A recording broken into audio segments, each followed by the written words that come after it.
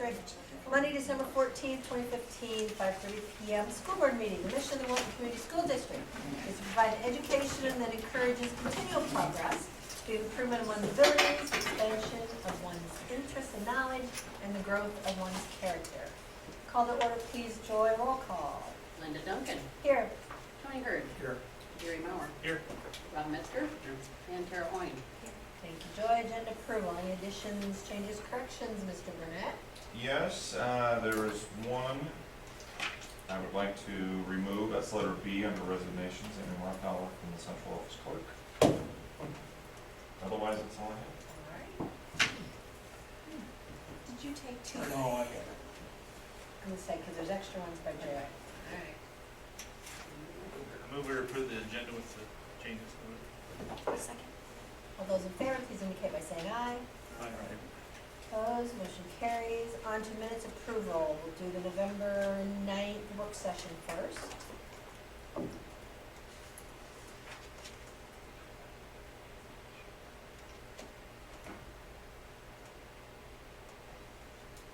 Motion to approve the work session. All those in favor, please indicate by saying aye. Aye. Opposed, motion carries. Next, the November 9th board meeting.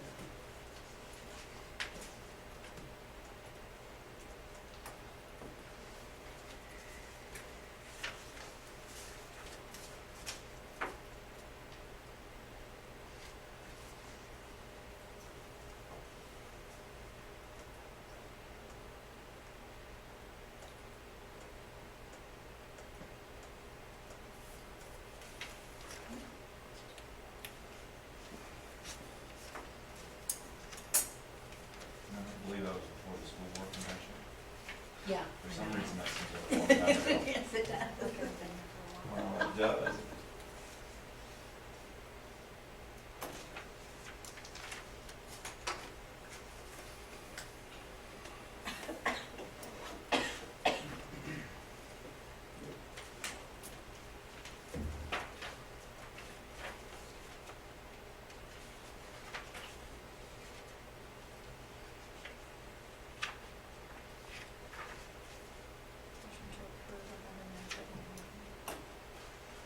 Second.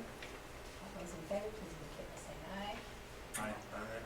Opposed, motion carries. Seeing no correspondence, Mr. Burnett, Have we'll none. move right on to public forum with Kevin Voss, which is report, please. Alright, quick update on the project. Got the roof up units running, and it's warm in there finally, it's probably averaging between 50 and 60 degrees for your understanding, which is sufficient enough to start painting, which the painter has started to move on the first floor now, he's been working in the dining room area. So the painter's going to continue moving to the first floor, which the ceiling, grid and things will fall behind the painter. As soon as we get the inspector to sign off, we'll start hanging sheet rock in the office area. So that'll start to close up to look like an office area now. Mechanical, electrical are all working on second floor, first floor is pretty much substantially complete as far as they can right now. So as soon as the painter gets ahead, the floor guy comes in, just keeps on rolling, so hopefully we'll finally start making some headway now and get some heat going. That's the highlights for the building. There isn't more else to say about it. There's a lot of paint going up. As for the budget reports, one thing that I want to note here is that up at the top, under part one, the closed out first course contract, there should be a change ordering process for the way that we do the final closeout. There was a couple of small ads from what we did a long time ago, providing some of the extra material, that clay and hose couplers, and then the rest of it's just crediting back what was left of bid contingency.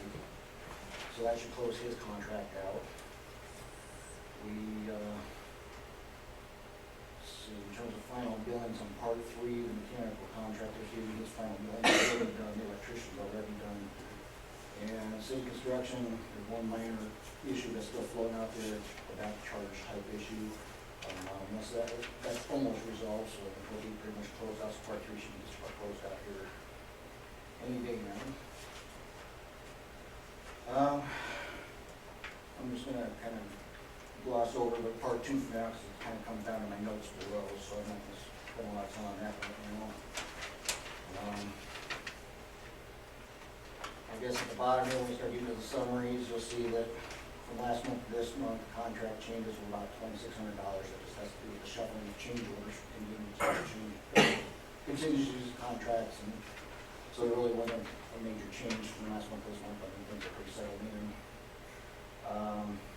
The over/under remaining contingency, you'll see I managed to put a nice bump into it where it went up $17,000, but it isn't as great as it looks, because when you look under the other budget items, you'll see I put in $25,000 for my scope of work where I think there's going to be savings, and that's going to offset some of what I'm going to talk about here in a little bit.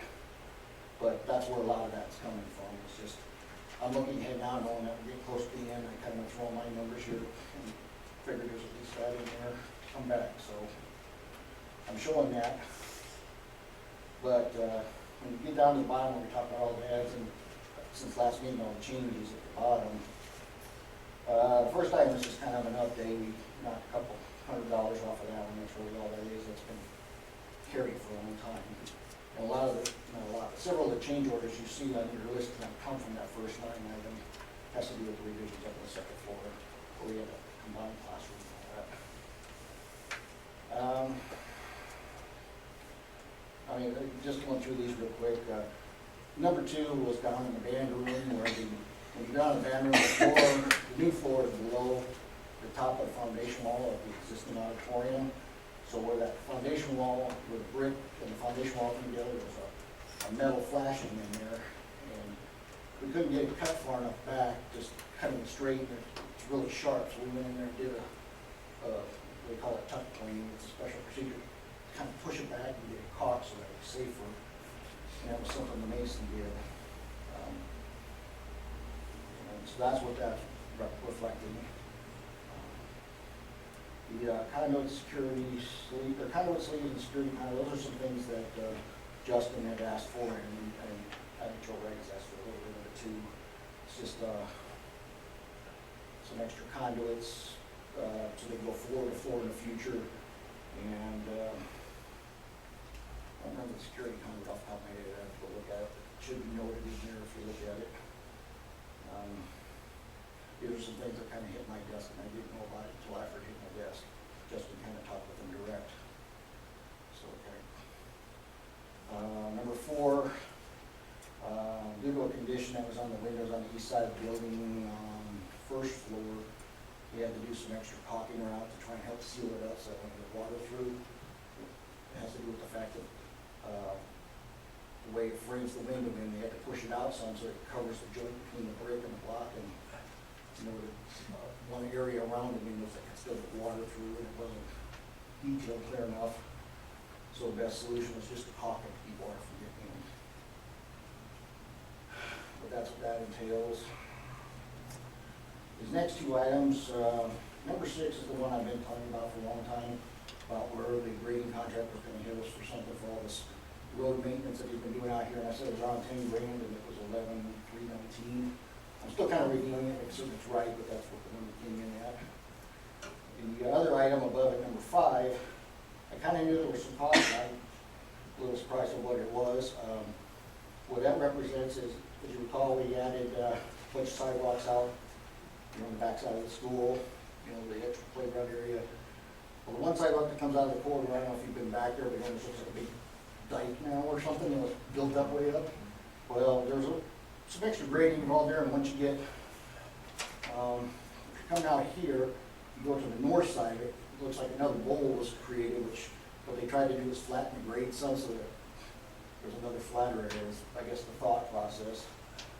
And so they, took some dirt from there, put it here where the sidewalk is to ramp it up, and a bunch of, it's kind of hard to explain. But the other part of it was that with all the added sidewalks, this is the part I was kind of curious about before, and I couldn't get Bacchus to tell me what it was, but when you had all those sidewalks, you got a lot of handwork now to backfill all the soil against it. Normally without all the sidewalks, you just hit it with a dozer and just flatten it out, he's done. Now he's got to use a skid loader and shovels and hand, and it's a lot more labor. Is it worth $6,200?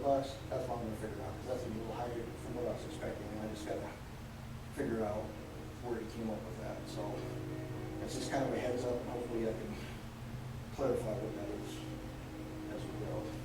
But like I said, it's just gotta let you know that it's out there. Do you think it's too much of a bowl? What? That area between the sidewalk, I know exactly what you're talking about.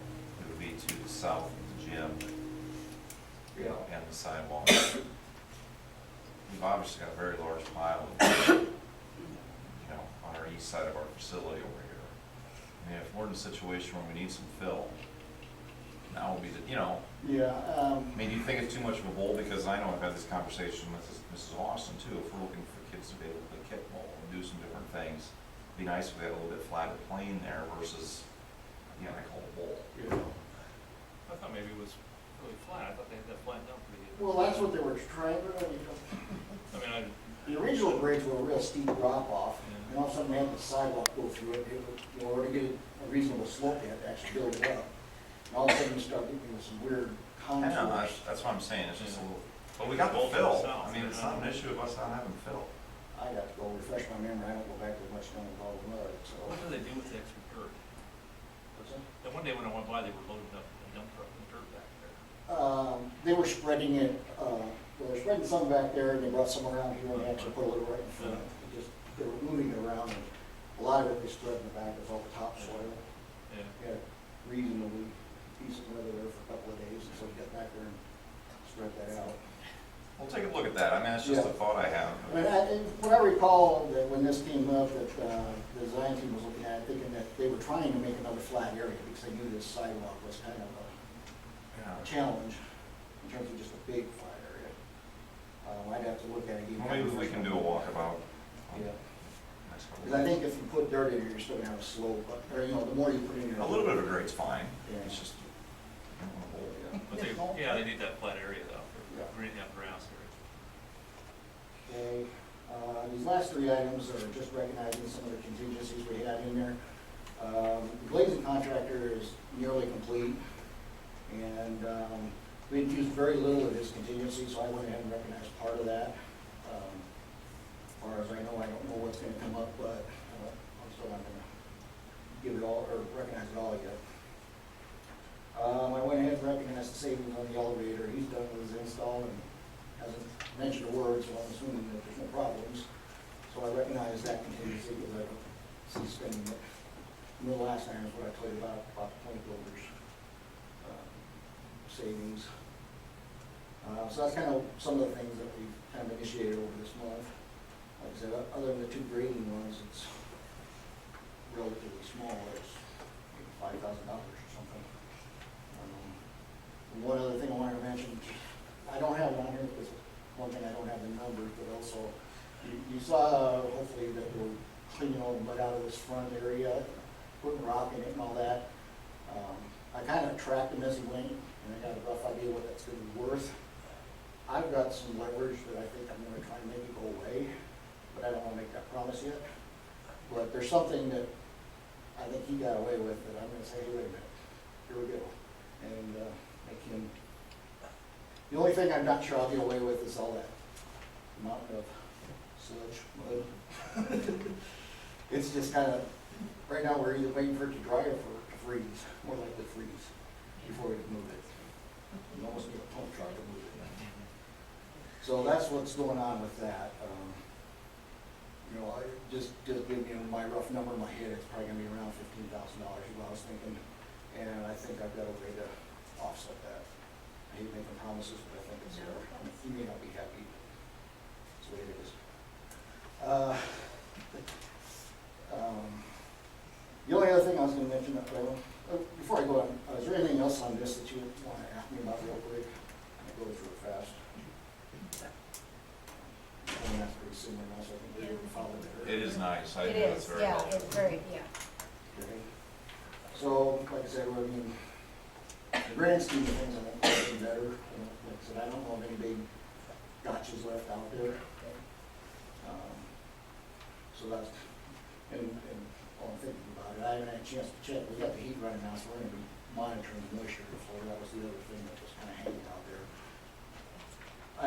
worth discussing here, but I've got thoughts on that down the road, or you guys maybe have done some thinking about it too. But I won't blow it, that's the way I would potential item out there. The only other thing I wanted to mention quick is, you got, I don't know, 9 or 10 change orders you'll be looking over. Most of them are deducts. A lot of them have to do with, there's 3 or 4 of them have to do with that one classroom I had mentioned. 2 of them are, I don't know if you remember what we called a back charge to a contractor, where in this case, the electrician is back charging the kitchen equipment guy. So it's a transfer of money between the 2 contractors, but it's got to be done by change order. Okay. So it's a no cost to school, but it's just a moving money. The only ads that I have in here right now are mechanical. They've, well, one's a roofer. He's got like a $300 or $400 charge. We should have gone to his contingency, which I'm going to change over instead. I don't know why I did that, but he did. It has to do with the dryer vent we're putting in the cafeteria. We got to cut in a curve up there and everything, so the roofer has to cut it in and flash it all in and all that. Like I said, I should have gone to contingency, which I'm in, for whatever reason, didn't. But that's what that change order is about. And the other ad was the mechanical item down. I don't know if I've talked about this before, but that existing electrical room right across from, was it the music room or something down here in the Choir room. Choir room, yeah. We had to put an exhaust fan in it, it was like transformer and exhaust fans to help get the heat out of there. We ended up having to reconfigure everything because it didn't work the way it had been on. And this was the mechanical cost to buy a new fan. It's essentially what the bulk of the cost was. The fan that they had was a roof fan, which goes vertical, and you had to buy one that was horizontal. You had already purchased the other one.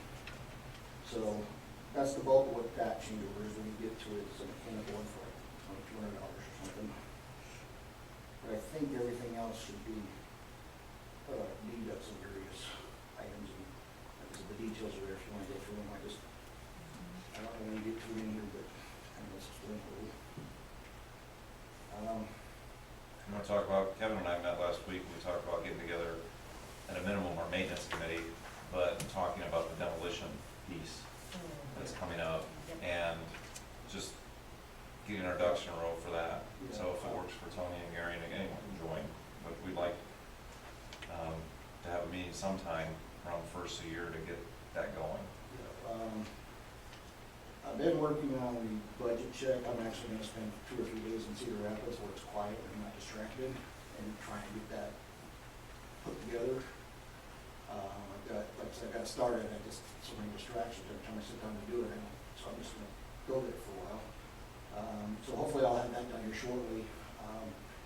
Some of the things I really need from you guys is what are you guys going to take down? Because I got to put together a package for contractors. Are you guys going to say the playground equipment? Are you going to do this or that? Or I got some questions about some sidewalk stuff that you might want to leave or take, or all kinds of questions like that. We need to talk too, we saw Muscatine closing one of their schools, they had an auction, so we talked about whether we hire Sharpest Auction to come in and have an auction on, stuff that we, how can we manage that? Because I know there's people that have expressed an interest in things. Because that would be another thing I would need to know, is if you're going to leave a whole bunch of stuff in there and expect the contractor to haul it off, you need to anticipate that. Correct.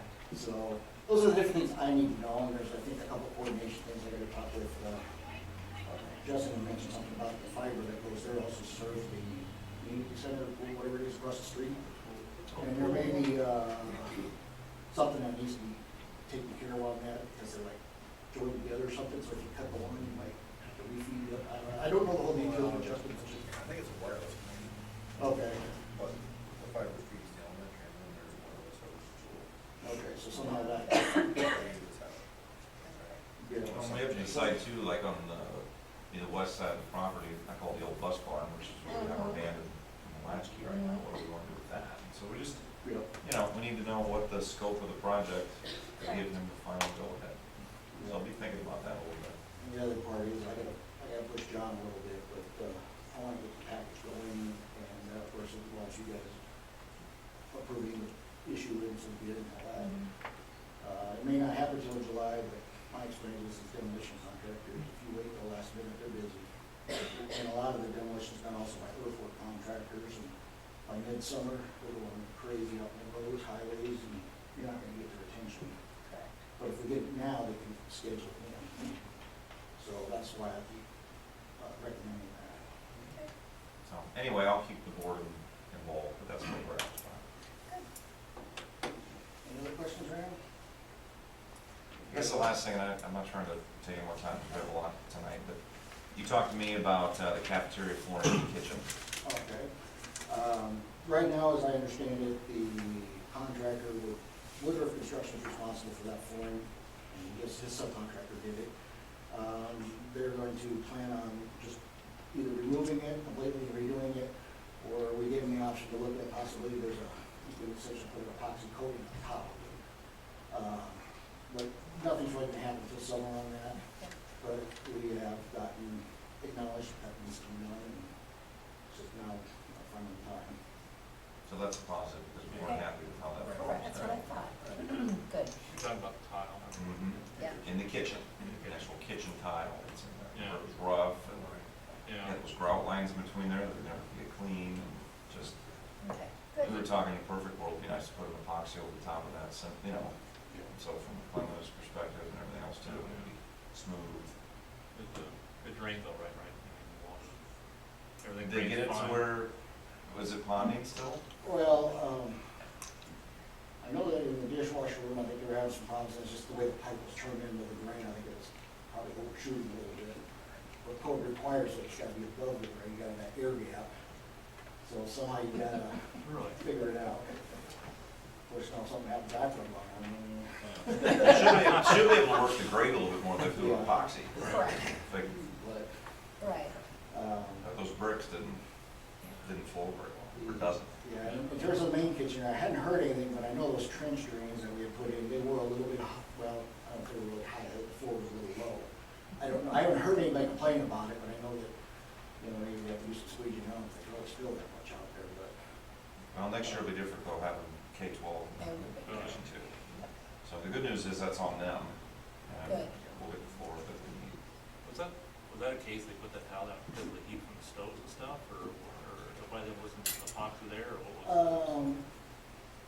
Typically, you still work for durability, is what I'm saying, because you're dropping stuff on it all the time, and, it's a more durable product. I'm not personally not real familiar with this particular epoxy, there's probably others out there, but, I don't know how well this would hold up in the kitchen, and, I know some of the other products, these are pretty pricey. So, it's, if you get the right application, it might be a lot more expensive. So I'll keep you in the loop on that too, but I thought that was an important piece we talked about recently. Okay. Well, yep. Right, otherwise, thank you very much. All right. Allison Pearson brought some junior high, 7th and 8th graders. Thanks for coming, guys, and staying with us. And they're going to show you a little bit about the green screen that they've learned through Mrs. Hessler's skinny class, broadcasting, and talk about a little bit about some of the things they do, some of the challenges, and some of the fun things, I hope. Go ahead and introduce yourselves to the board members, guys. Okay, I'm Scott Martin and I'm in 8th grade. I'm Ryan Boating and I'm in 7th grade. I'm Taylor Darvin, I'm in 8th. And I'm Allison Pearson, I've met all of you, and I'm a technology integrationist.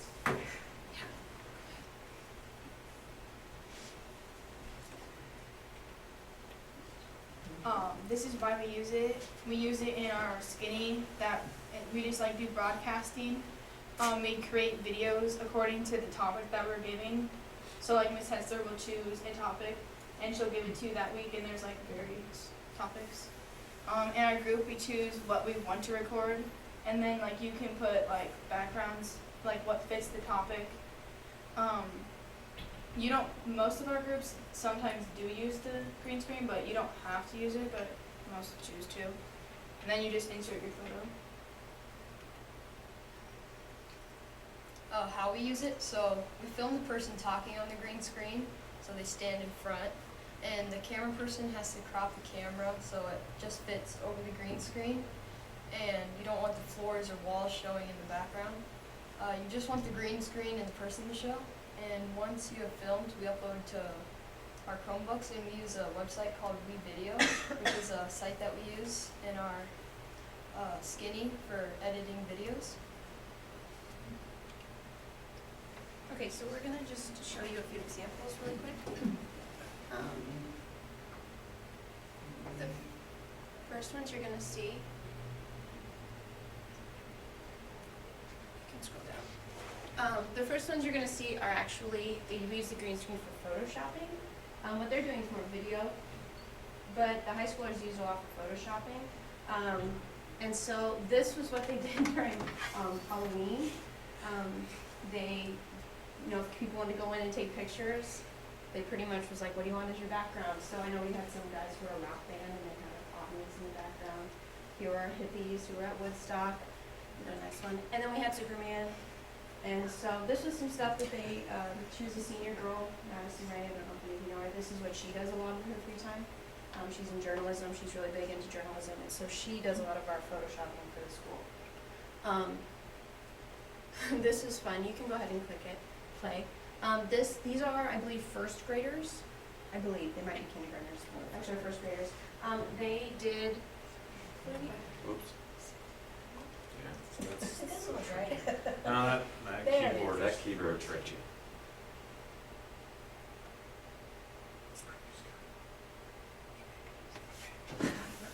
no, I'm sorry you can't hear it, but what they did is they made a really... The next reason is Christmas. They made a paragraph over their favorite season, and so then they came over and photoshopped in whatever season they wanted, so... I'm gonna just scroll through a few here. So you can see,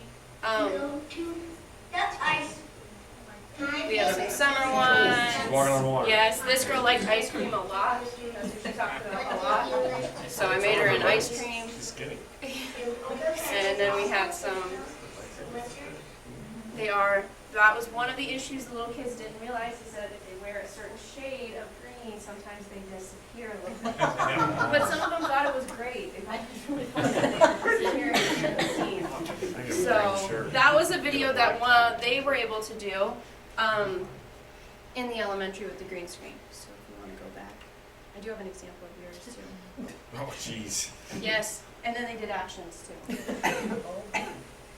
And then this is an example of the Beaver broadcast. And so the background is green screen. Hey guys, I'm Ryan, your co-host here. Alongside me is Emmy. How are you doing today, Emmy? I'm doing good, Ryan. Well, on that note, let's introduce our topics. Our first group activity group. Scott and Allie will be talking about wrestling and basketball. In our next group, Hunter and Jaden will be talking to us about lunch, birthdays, and upcoming events. Now, Mason and Abby will be doing the human interest portion of the broadcast. They will have a selfie challenge, and they'll be talking about the attack on Paris. Finally, in our miscellaneous group, I will be talking to you about the green screen. And then we'll be having a skit over Black Friday. I know you've been waiting, so here's the junior high Beaver broadcast.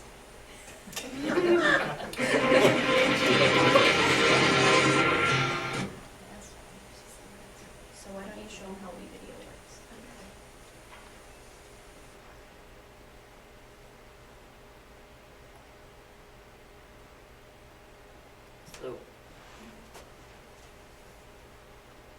So this is WeVideo. This is the site that we use. It loads. Why don't you explain to them though what you have to do to get the video on the site? So we take a video on our camcorders that we have back there in that room, and we upload it to our Chromebooks. And then once you are on the site, you can upload your media, and that's from your Google Drive. And then Scott has some videos. So then you're gonna place the video on video 1. And then you go into it, and there's an editing part. It's the little marker to the left. And you go to color keying, and the little dropper there. Press the green screen, and it turns black. And all those things down there to edit it. So, as you can see, to the left there's a lot of the green screen, so you can bounce those out, so it makes it look better. And then press done editing. And then you have to upload a picture.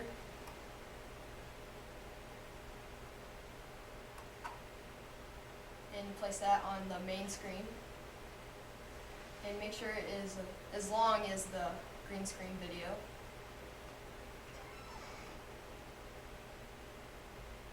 And then press play. And now he is right there.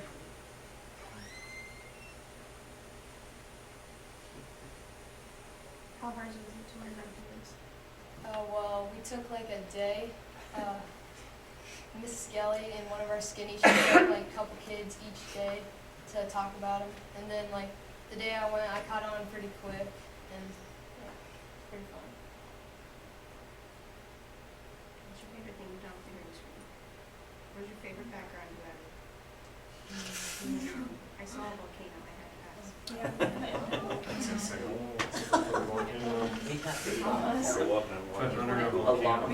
did. That's what we did that week. And other things that people are doing with this, like I said, journalism's used it quite a bit. They go in there and they learn about, the kids will take pictures one at a time, and it helps them learn Photoshop. So then they go back in Photoshop and then add whatever crazy background they want to add to it. Broadcasting's been using it. Miss Hetzler also used it to do Hamlet, the floating knife scene. So she had a kid with a green arm thing trying to float the knife, and they had to do the soliloquy in Hamlet. I think there's more teachers getting ideas about doing maybe videos with kids, having them go present in front of green screen. I think Miss Miller is as well. They're going to do a broadcast for her communications class. So it gets used regularly. Any questions, guys? Yeah, we're just getting started this year, so I Yeah, can this imagine is how our much first year with the green screen, take we call off. it the green room, and so it should This is just, cool. Yeah. I think when the elementary gets here too, it'll get used even more, because I know a lot of elementary people are really excited about it. Even if it's as simple as making the movies. So, that's a really exciting movie. Well, but that's usually some of the stuff, and they're going forward with it, so it's a lot of fun to see. Like I said, the one video they had is about 13 minutes long on a variety of stuff, so. That's happening, during our student time, and during, is it journal, did you say Miss Harity sent some kids over? Yeah, Is that just during her independent study, or is it's that during the journalism too. I know there's quite a few, or journalism one, sorry. I think it's journalism one, whatever is third block that one day. But in here, it's a journalism class, and she'll, just if kids are interested, I think she sends them over. I know I've seen a few interesting pictures that kids have decided to take, just learning the program and software. So this program let you do a video as far as for the main as well, so you can video in the background, or only still in Have any of you tried the video? We've never You tried it. can, there's like editing, so like you can make it like rain behind you if you want. You can put, there's like effects on there.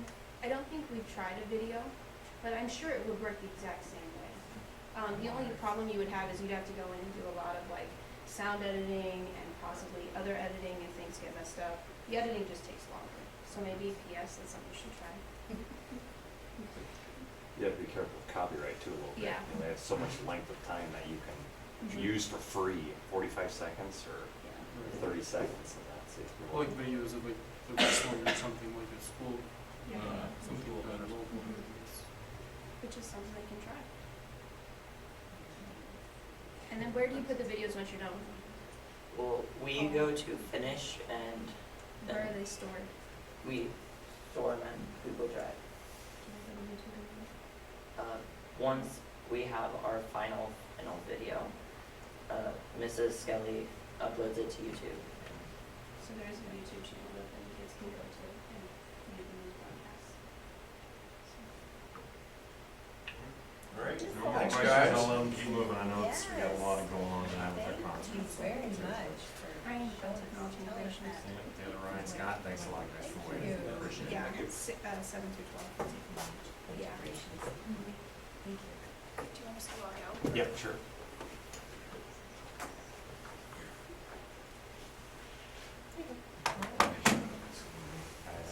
Well, the equally exciting Mr. Myers is here. Yeah, mine will not be nearly that exciting. You'll be on the green screen for us. I should have done that. I should have Skyped in or something. I asked Mr. Meyer to come tonight because there's a big rolling out of educational report card. And there's a link to it that he's going to pull up. It's part of the new push legislatively to be able to give snapshots of districts and whatnot, and he's going to talk about it a little bit. So, while he's doing that, as from a legislative standpoint, you saw that the No Child Left Behind Act was ended. I don't want to say repealed, but it was ended. Now it's Every Child Succeeds. Every student succeeds Act. Right. Yep. I'll talk a little bit about that as well. A lot of little. Scott and I plan to have the same backdrops there, so if you just. So 2013 was a very large education year. TLC came out that year. The early implementation law, which is the K-3 law, came out that year. And one of the things that was written within the educational stuff that they wrangled out was this idea of an attendance center ranking, which is code for school report cards. Iowa is one of the few states that does not have them. Many states do have them, and they basically rank your schools. And they give the schools A, B's, C's, D's, and F's from them. So this attendance center ranking is Iowa's way of dabbling, I guess, is probably the best way to say that. It's a web-based tool. It's going to be live on, we'll eventually get it on our own website here so parents can go to that. So, you know, as families move into the community, this is something that's going to be very apparent. You can compare us to Durant, to Muscatine, to Sioux City, wherever you want to. You can pull up our elementary or high school and compare them with that. The center rankings define the with as far as your schools go. So there's an elementary ranking, and the numbers are a little bit different. There's a middle school ranking, and again, your numbers are a little different in their high school as well. And they use the last 2 years of data. So there's zero data from this year. So think of last year and the year prior to that, and then they'll put those two together to give us our scores for that. And here are the 8 categories that they use within the report card. And they're color-coded because each color represents a different weighting. The top 3 there, the white ones, that accounts for 60% of our grade. And then the yellow and the blue count for 20% each. So it's going to give us 100% total. So we're getting most of our rankings or our scores from student proficiencies and then closing achievement gaps. Think of like free introduced lunch versus non-free introduced lunch. And annual expected growth are those kids making those growth jumps every year. You know, they're scoring at this percentile rank. They're supposed to grow this month. How many of those kids are doing that? You will not see on the elementary, of course, graduation rates. That's entirely on the high school one. Staff retention is a little bit of a thorn, I guess.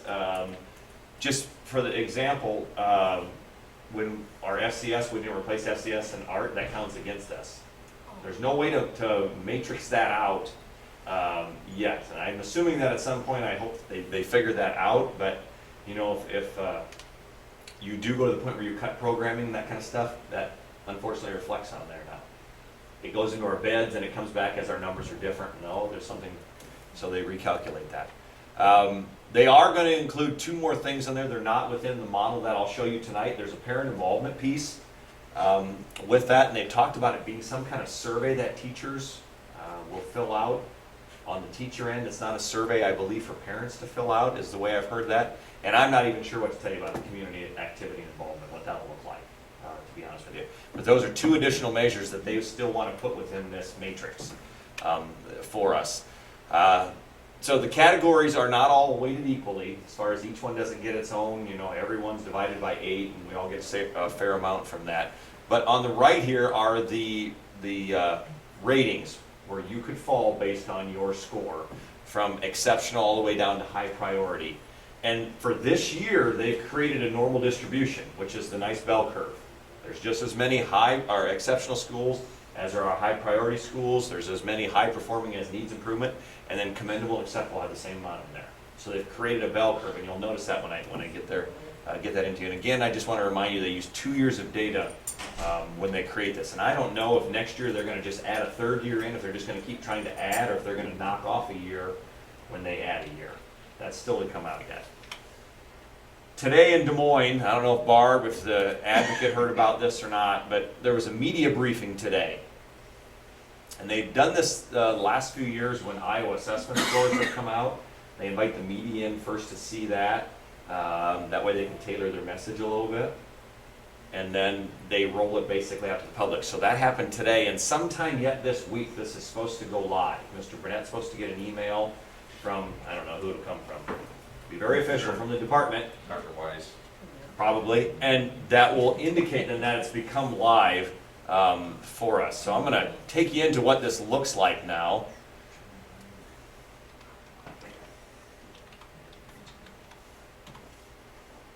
So when the screen comes up here, all of the schools then are listed over here. If I would scroll down, we would eventually find Wilton. You can search by AEAs. I mean, if you're really having a nerdy moment, and of course I did, type in Mississippi Bend AEA, you can see all the elementary schools, all the middle schools, you can kind of compare your area a little bit closer to that. And then you'll have your names of your schools here. So example, if you typed in Des Moines Community School, you're going to have a list of elementary schools, as long as your arm is. And then here they're going to tell you which center it is, and then you're going to see what their ranking is. So this AHST Elementary School received a commendable ranking. And unable to rate, sometimes they won't have all the information that's been put in there. So you'll see a few of those as well. So I'm going to go ahead and type in Wilton. So I can search now any school in Iowa. And it automatically then searches for us. So the elementary school is in that bell curve where we fall in the acceptable range here. So I'm going to go ahead and click on that.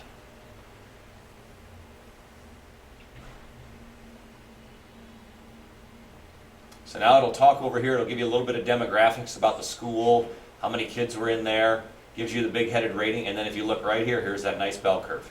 And they purposely did that this year. The plan is for them, I think, to have a couple years of data and then lock in some scores.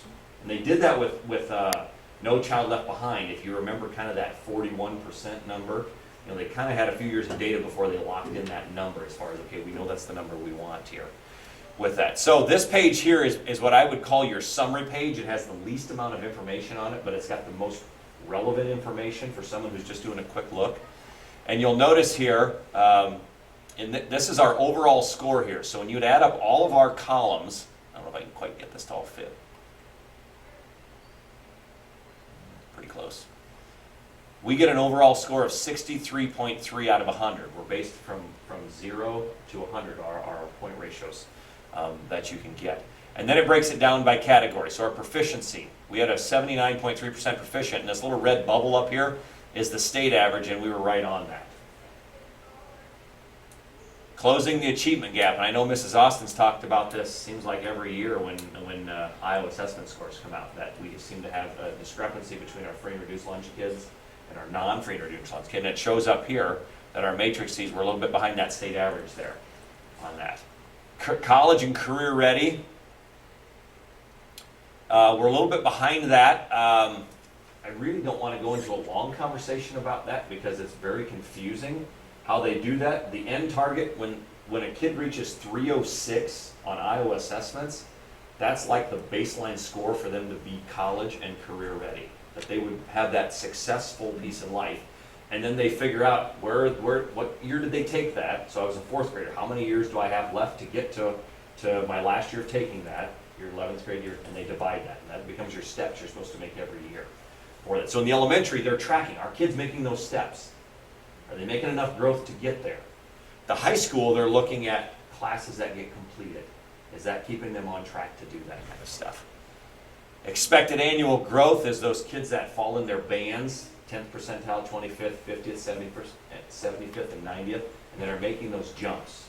If I'm a kid that's a 10th percentile, I don't have to grow nearly as much as someone on the 90th percentile, but am I making my growth on that?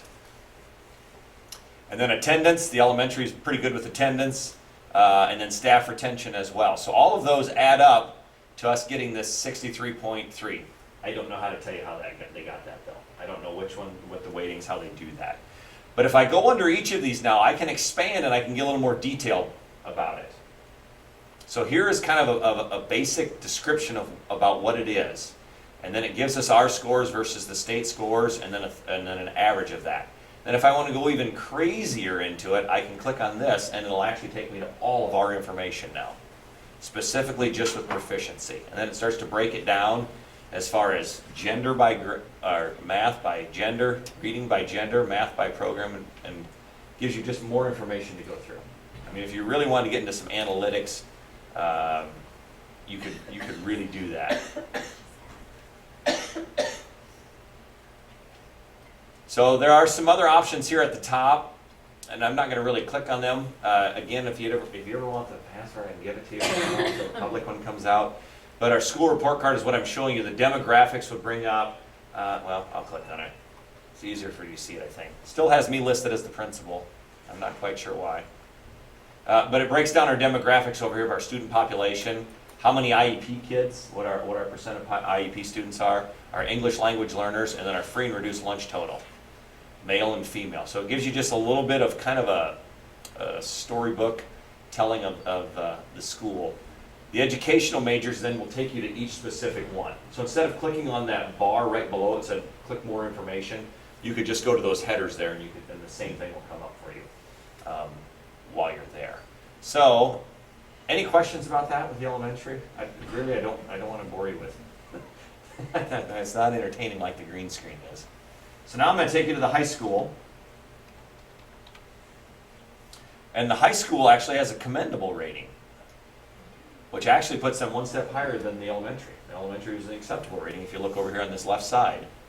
And again, they've got this bell curve here with that. And if I click on this here, these ratings are just a little bit different than the elementary ones.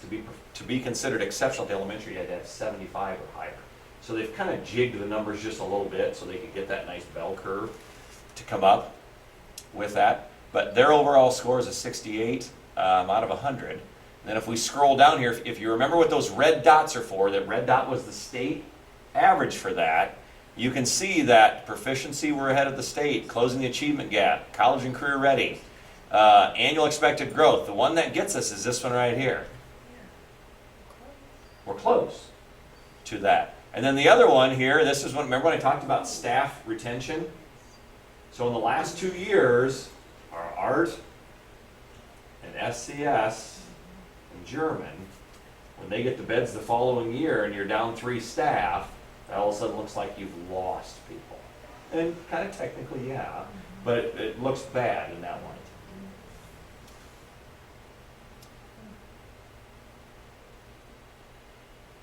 So they have the same kind of headers, the same kind of information. You can look up the demographics at the high school. And I found this quite interesting. I've always been led to believe that the elementary has higher free and reduced lunch ratio. And the high school in those last 2 years was almost 11% higher than the elementary with that. 10% was IEP's high school, elementary was 6.6, and then we had 1 ELL student at high school in that time frame.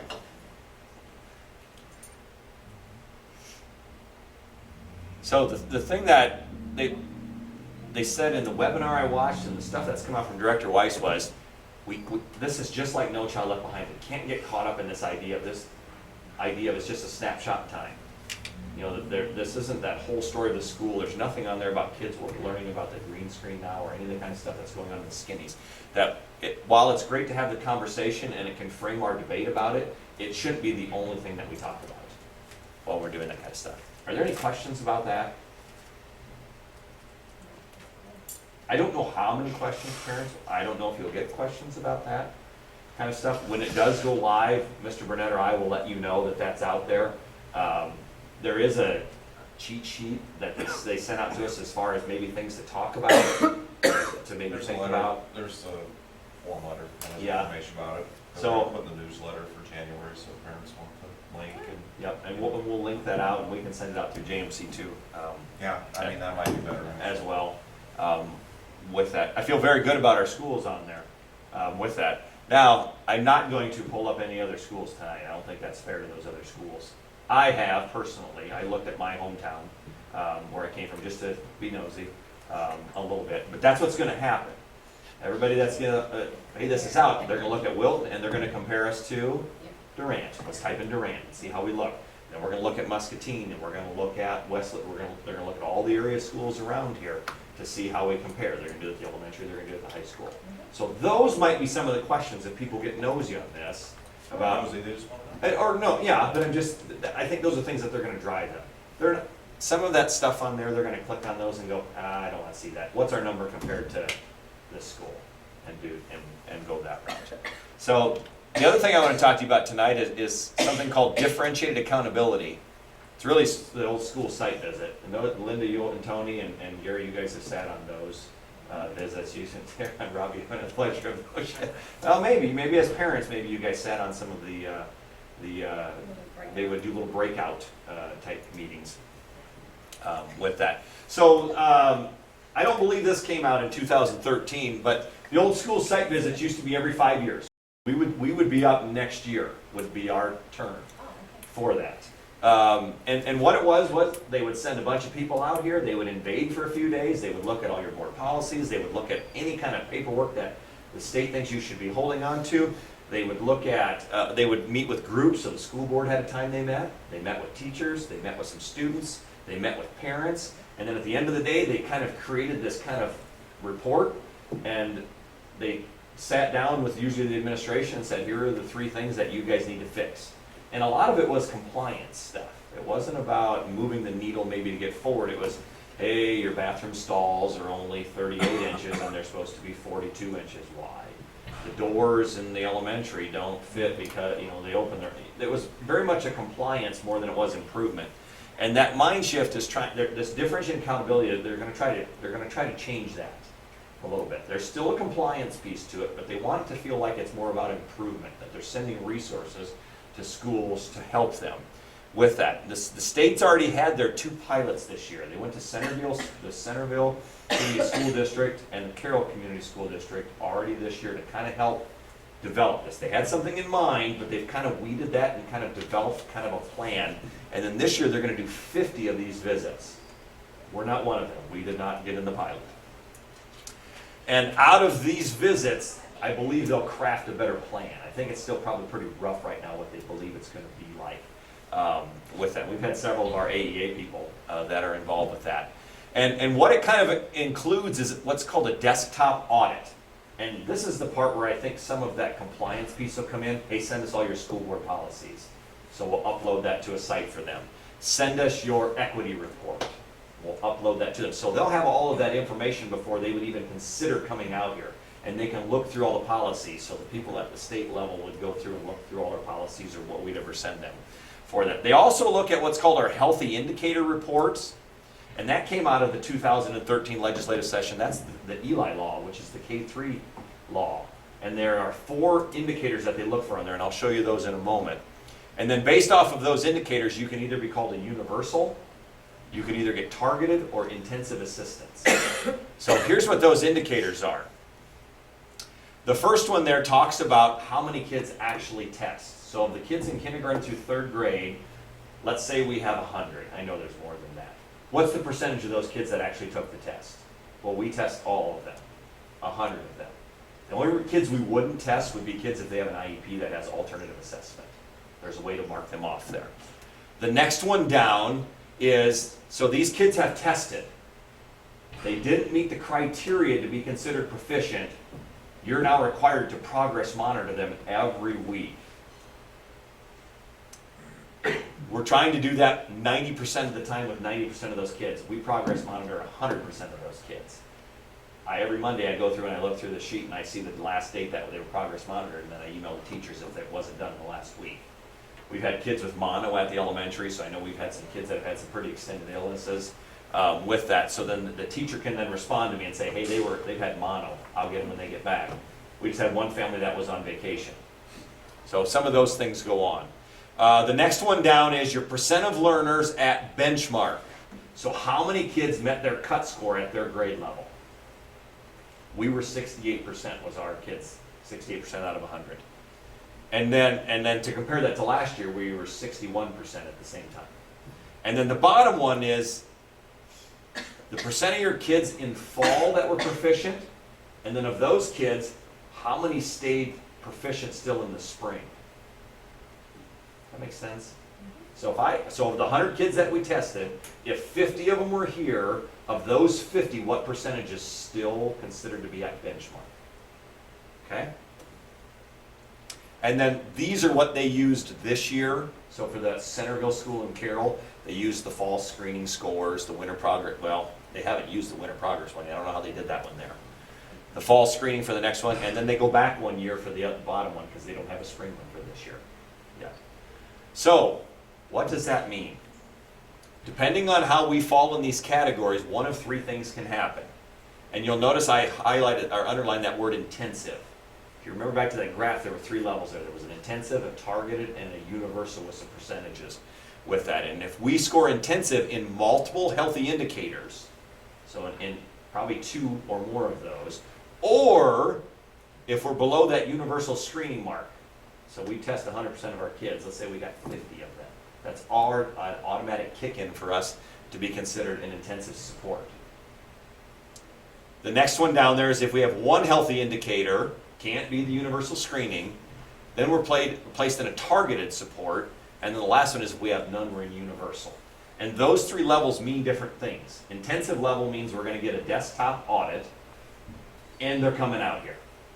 So they're going to set up an accountability visit with us, 2, 3, I don't know how many days it will last.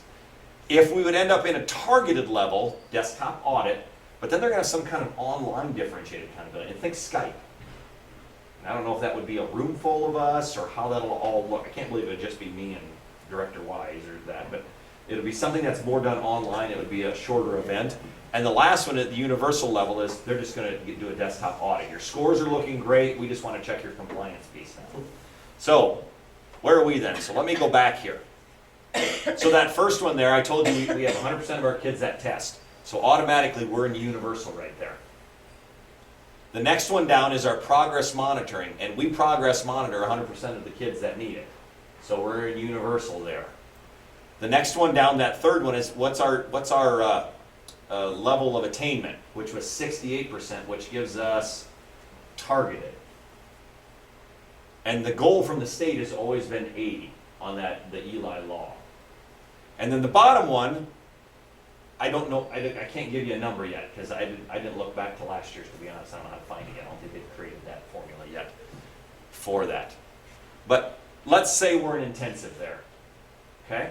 So now we're in intensive in 1. So on here, that would put us at the B1, which was a targeted support. We would have some kind of desktop audit, and then we'd end up having some kind of Skype type meeting. We have some kind of online meeting. It doesn't talk anything about the targeted. If we had 4 targeted, it doesn't do that. It's when you get into the intensive. Does that make sense? Okay. So a couple things here that just kind of come to my mind. I'm not sure if this is going to be done every 5 years or how they'll do this. I can't believe they can do it every year. They sent 55 people down to Centerville. So, okay. Double population. Yeah. I don't know how many went to Carroll, but that was their first attempt at it. So I think there were a lot of people trying to get their hands in to see how this works. If Iowa's got over 300 school districts, they can't do that every year. I don't know that there's a cycle yet. We knew every 5 years. Okay, here we are. Now it's going to be this. This will be the next time that it happens. We kind of had that. Yep. I think they'll kind of create something that'll be like that. The other thing that kind of bothers me about it right now, they're only using kindergarten through 3rd grade scores.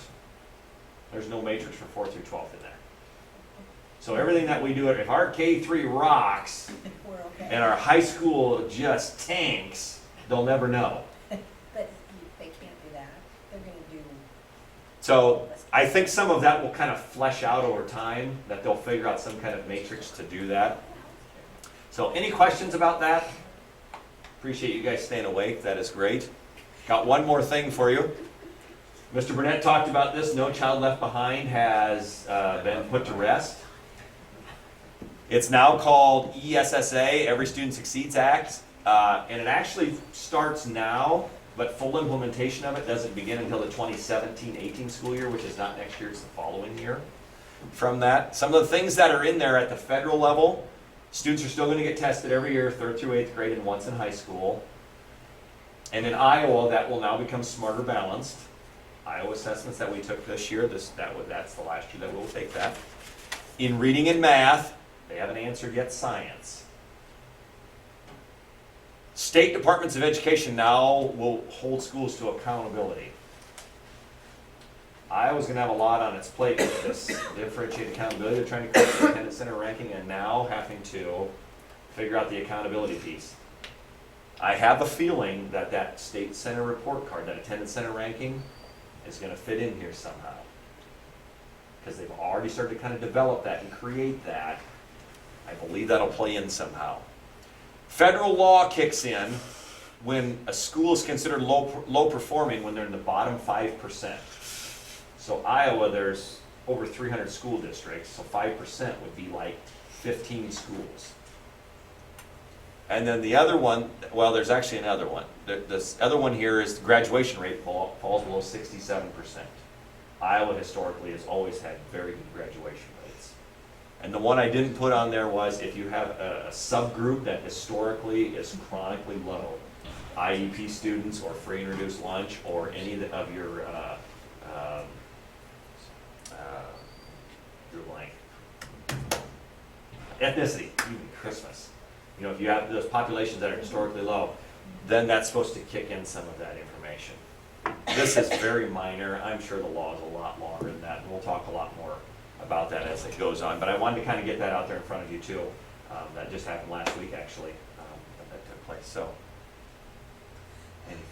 any questions? So is everything with No Child Left Behind just done now? So like your sign Edina stuff, all goes away. Yep. So all that data mining and everything you've been doing? Well, we still have, we still will do some of that this year because we took Iowa assessments and we'll still pour through some of that stuff like we've done. The interesting part will be for us as a district, how do we plan now for growth because we're switching between assessments. We can't say we'd like these kids to hit this target, now we're going to do Smarter Balanced, which has a very different matrix that it uses to assess scores for that. So Here's the other interesting aspect too. You can see that the feds are requiring 3 through 8. Iowa requires 3 through 11, but we added them 3 years ago. I'm trying to remember when that data started. But it'll be interesting too, with Smarter Balance costing more. Will they shrink it, but just go 3 through 8 and then maybe 11? You know, as a way to save money. It's about $25 a kid to test. On a comparison, Iowa assessment's $3.50 a kid. So again, that'll be interesting as they sort that out in Des Moines. You know, what's tested and how many grade levels they do. It's about an $18,000 investment when you look at it from that, just the testing piece of that. I don't know how the information comes back to us right now. Iowa assessment sends us the stuff back. You get paper copies and you pay for that. I don't know if it'll all be done online, it'll just electrically feed down and then we can dispense it that way, because that would save us some money. I think so. I attended the session of the School Board Association. So. But all the kids in the state will take it, I believe, in March. Yep. So it's all at the same time, and they expect that information to be back before the end of the school year. You know, that's an interesting aspect too. We've always tried to front load it and take them in November, so we have time second semester It too. changes. Yeah, and A lot then harder to for the make following changes. year. Right. But, so anyway. Yeah. Rob, did that answer your question? Mm-hmm. It'll be a little messy from here until we take Smarter Balance, just because some of the work that we've done in the past with Iowa assessments. And I won't say it's not relevant, but it'd be like, oh, we're setting a target, we're not even going to use that to measure now. So, but yeah, some of those, Dyna sign of things will go away from that. Have you seen anything on the funding piece, you know, with Title I? I mean, that's the other thing I think about, how they, I don't want to say force us, but they designate how we have to spend our Title I funding. I read something about it, but not enough to make sense out of it, to be honest. So that would be, Yeah. how that unfolds too. I think there's a lot about the unknowns. I think that enough of the articles that have come out have really hit on just the highlights of the big things, and the finer detail stuff will provide some ones.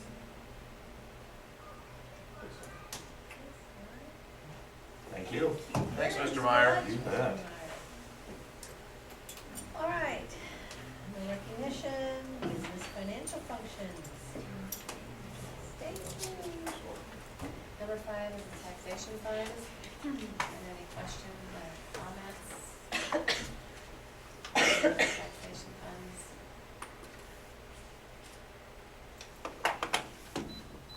Number 6 is instructional support.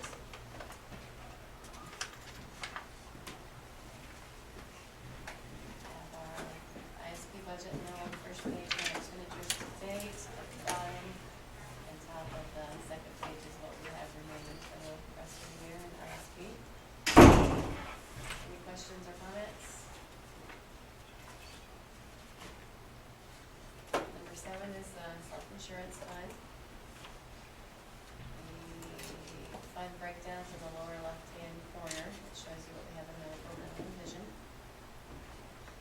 And at the top, you can see the revenue and expenditures year to date.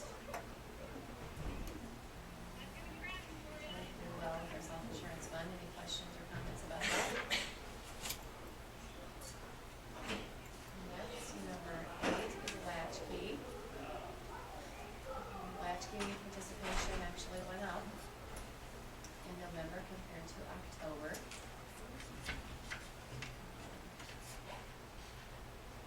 We're still running, it's very close, but still running, our expenditures are just a little bit higher than our revenues every month, but nothing to be alarmed about, and the $44,000 balance that they have can really be spent on the latchkey program.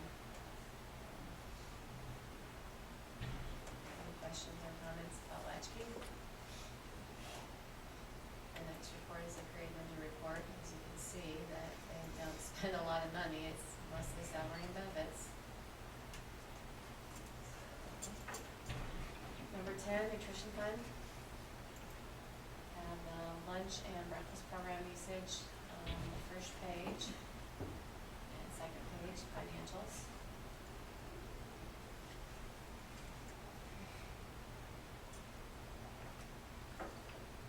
Any questions or comments?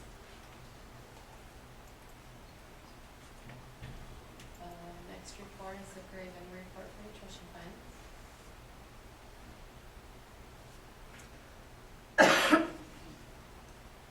Just for, if there's any confusion, where there was a student who wasn't using their lunch account and they needed an activity pass, and the parent asked if they would transfer some money from the lunch account to the activity fund for the student activity pass. That's what that first item is all about. So it's not something we normally see.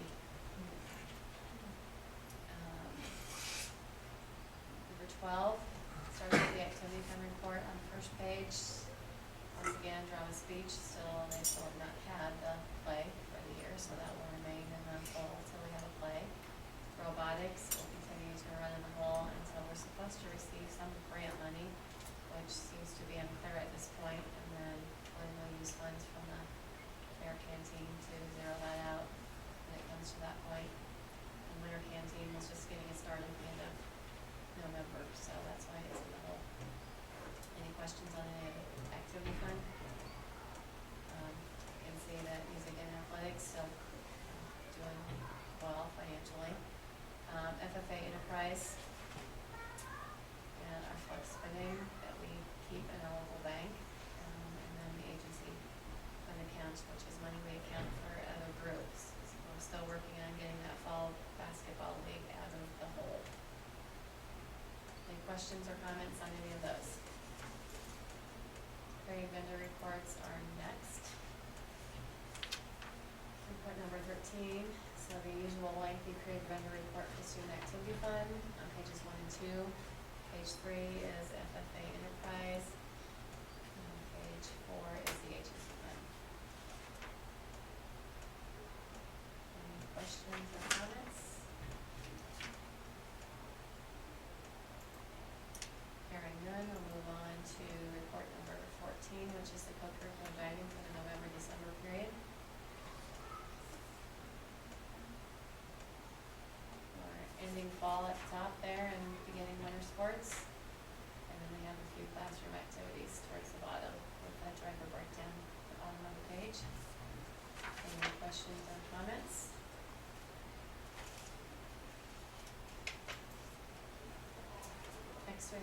extra payroll, which spans almost 2 full pages this time. We have the usual extra payroll plus the 3-hour bus driver training, which is required, and some concert supervision, renewal, for the, I shouldn't say renewal, but, review for the elementary associate nonviolent crisis intervention training, and there was one junior senior high associate that also took the training, which is after the regular hours.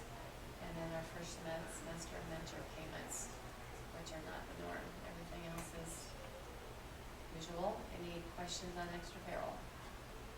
And again, extra payroll is anything that is not already on a contract and is presented to you for payment. I recently discovered that most districts don't do that. I wouldn't want to pay for anything that I didn't bring to you guys' attention if it wasn't already on a contract that was approved.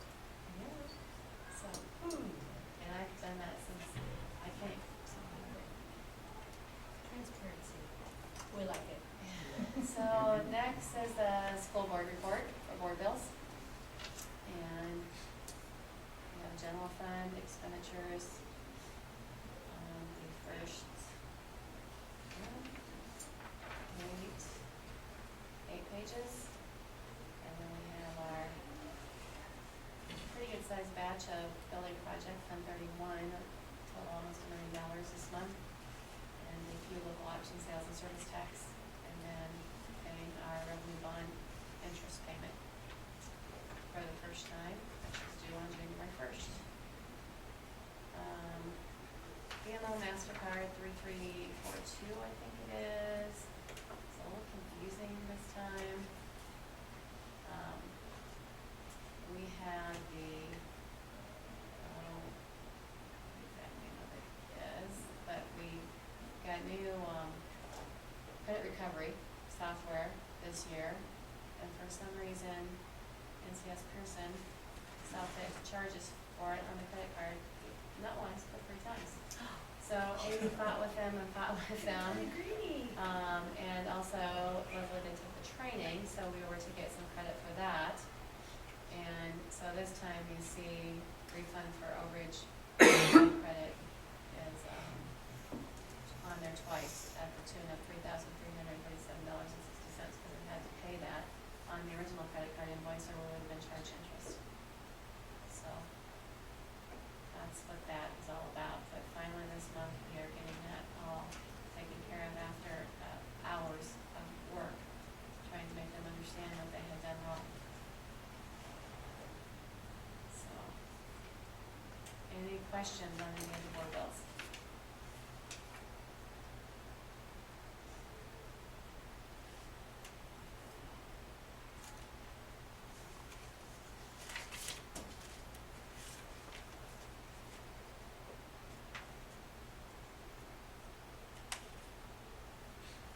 And you'll see new with open enrollment this year, TLC, the teacher leadership funds follow open enrollment. So if you have an open enrollment exchange with a district that is also getting TLC, and not every district is getting it yet, so you have to look that up, find that out. You have to exchange the TLC money also for that, which in our case benefits us because we have more open enrolled in and out. But in a district that does not, that does not make those districts happy, and that is $312.68 a year per student. So we don't have to add that to our open enrollment invoices.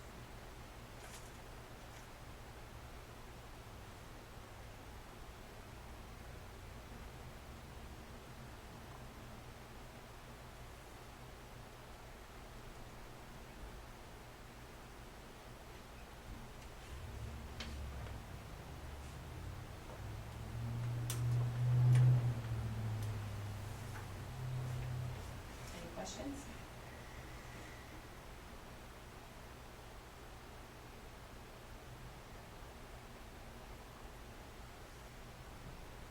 Move your approve the bills. I'll second. All those in favor, please indicate by saying aye. Aye. Opposed? Motion carries. All right.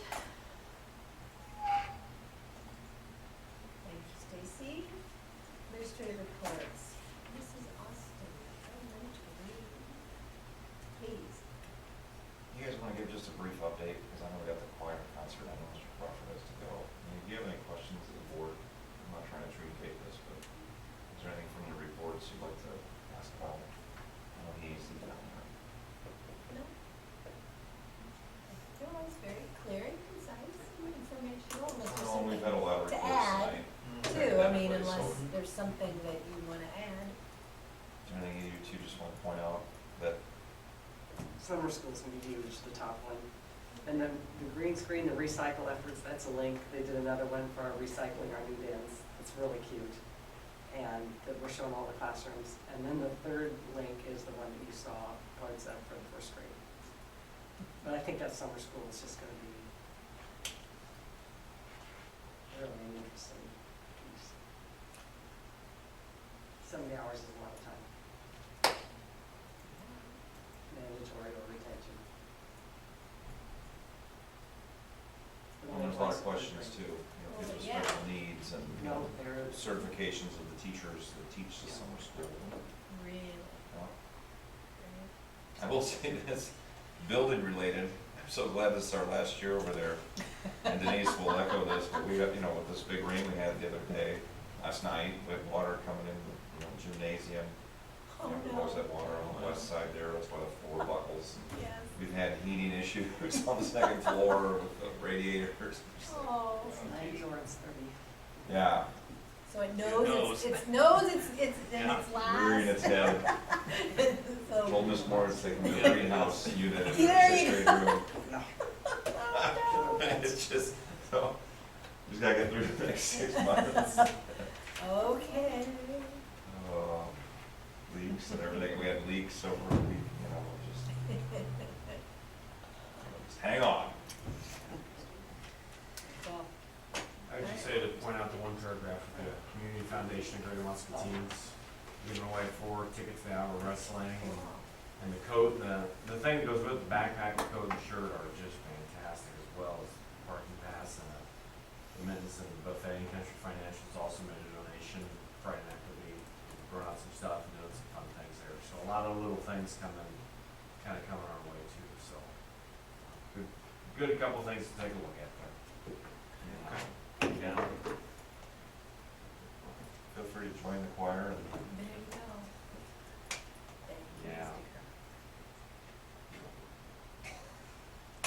they don't have a principal evaluation piece in the Iowa report card yet.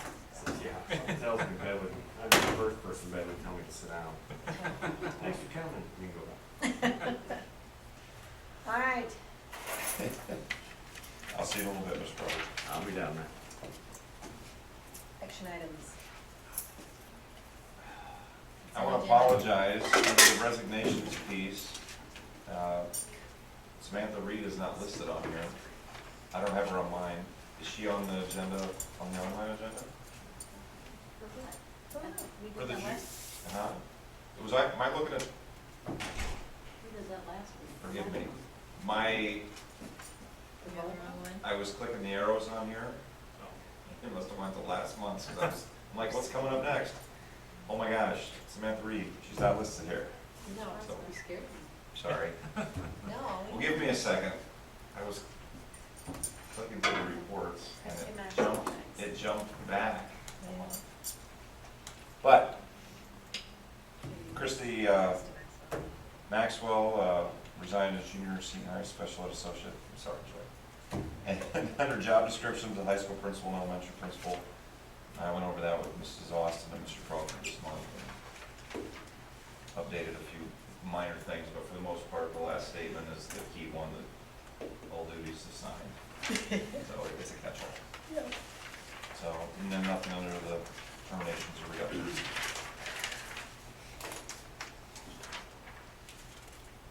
Move to approve consent agenda 1. Second. All those in favor, please indicate by saying aye. Opposed, motion carries. On to consent agenda number 2, which is policies. Really, it would be more questions for Stacy or Joy, you know, depository funds, transfer of funds, et cetera. I didn't see anything that needed tweaked, but ladies, anything that you would add?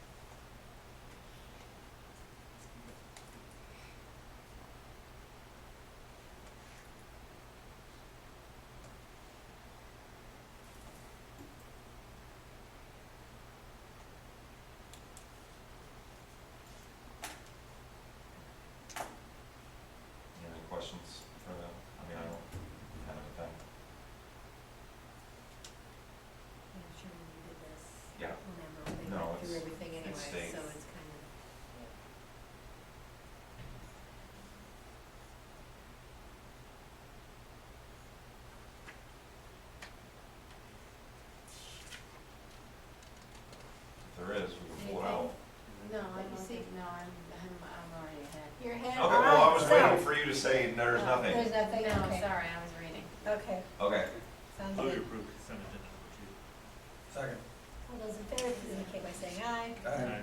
Opposed, motion carries. Consent agenda number 3. As outlined in the packet, it's the early retirement incentive for fiscal year 2016. Do you guys see the actual, incentive?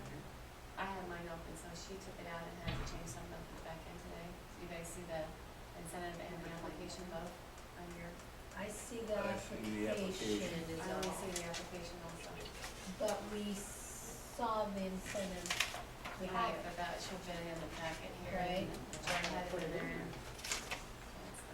No, it's not in there, but we have it. Let me make sure Barb has a copy. You Oh, got it? sure. Okay. Yeah, sure. Okay. So Joy will get that put back in there. We took it out today and she put it back in, but it's not there. Oh, so- because it's the, and the dates and the, to make it this year for, okay, yeah. Interesting. You are correct? Number 2 is the second reading of policy 60610, as we discussed last month, going from days to hours. So that was just a minor tweak. Right. And then number 3 is the school calendar, proposing for next year. It matches Durant day for day. So everything is lined up there, starting school on the 24th. The earliest we'd be able to start is the 22nd. We'll just start on that Wednesday, the 24th. We have 25.8 hours above, that's the state minimum. So, you know, if we have late starts, early outs due to heater, inclement weather. Last day of school will be on the 24th. We have 1 snow day built in. We go on spring break, graduation on the 21st. We go to school till December 21st. So, any questions on the calendar? All right, that's all I have on consent agenda number 3. Motion to approve consent agenda number 3. Second. All those in favor, please indicate by saying aye. Opposed, motion carries. We've got a lot of individual items. They don't need to necessarily be read verbatim, but I know Kevin discussed that tonight. I would approve or recommend the change orders.